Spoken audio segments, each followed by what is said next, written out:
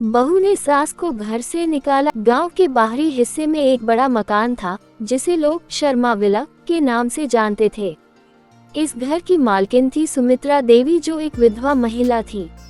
उनके इकलौते बेटे अमित की शादी कुछ साल पहले नीला से हुई थी। शादी के बाद कुछ सालों तक सब कुछ ठीक चला, लेकिन धीरे धीरे हालात बदलने लगे। नीला ने घर की कमान संभाल ली थी, लेकिन उसके मन में लालच और अहंकार बढ़ने लगा।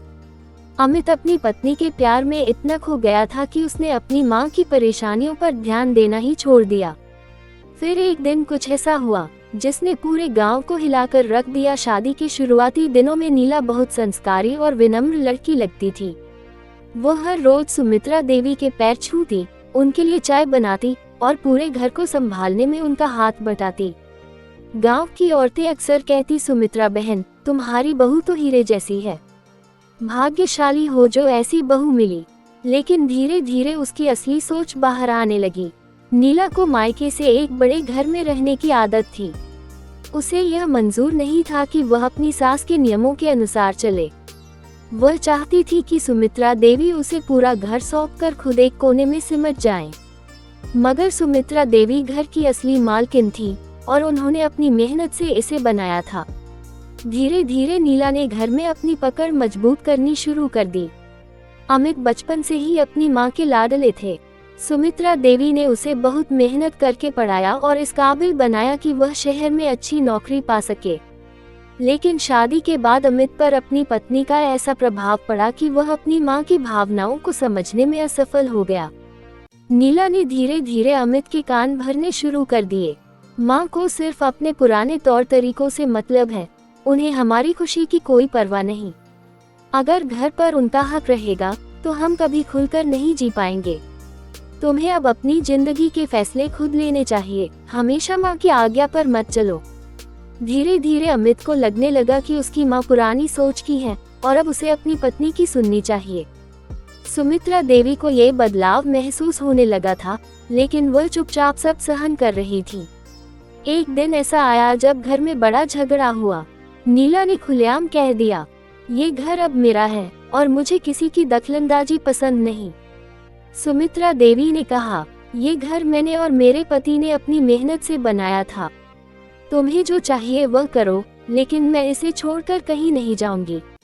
लेकिन अमित, जो अब पूरी तरह से अपनी पत्नी के प्रभाव में था, मां को ही गलत समझने लगा। नीला ने अपना आखिरी दांव खेला, या तो मां रहेंगी या मैं। अब फैसला तुम्हें करना है। अमित के पास अब कोई विकल्प नहीं था। उसने रोते हुए अपनी मां से कहा, मां प्लीज, आप कुछ दिन के लिए कहीं और चली जाओ, हम बाद में सब ठीक कर लेंगे। ये सुनकर सुमित्रा देवी का दिल टूट गया। जिस बेटे को उन्होंने अपने खून पसीने से पाला, उसने ही उन्हें छोड़ने का फैसला कर लिया। वह चुपचाप अपने कमरे में गई, अपनी कुछ पुरानी तस्वीरें और भगवान की मूर्ति उठाए और भारी कदमों से घर से बाहर निकल गईं। गांव के लोग ये सब देख रहे थे, लेकिन कोई कुछ नहीं कह सका। सुमित्रा देवी अब अकेली थी।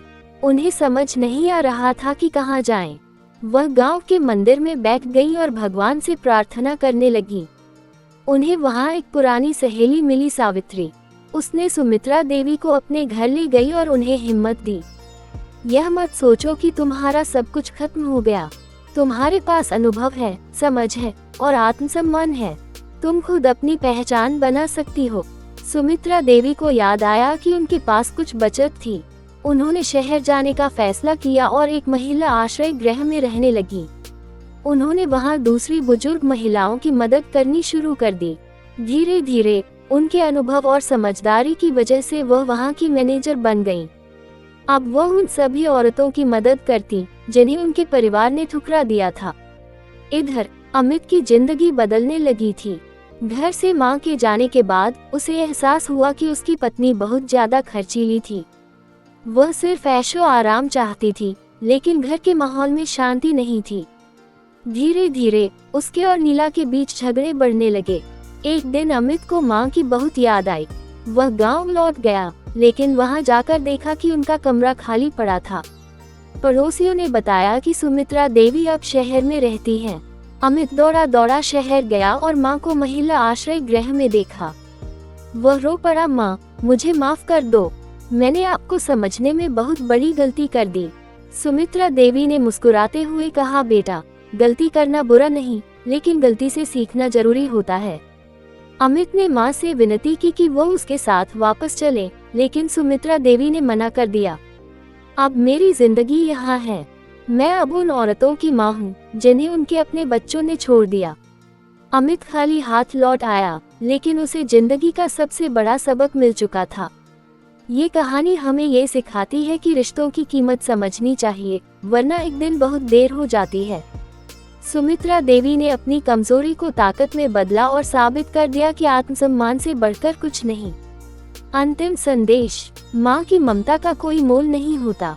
अगर हम अपने माता पिता की कद्र नहीं करेंगे, तो जिंदगी हमें इसका बहुत बड़ा सबक सिखाएगी।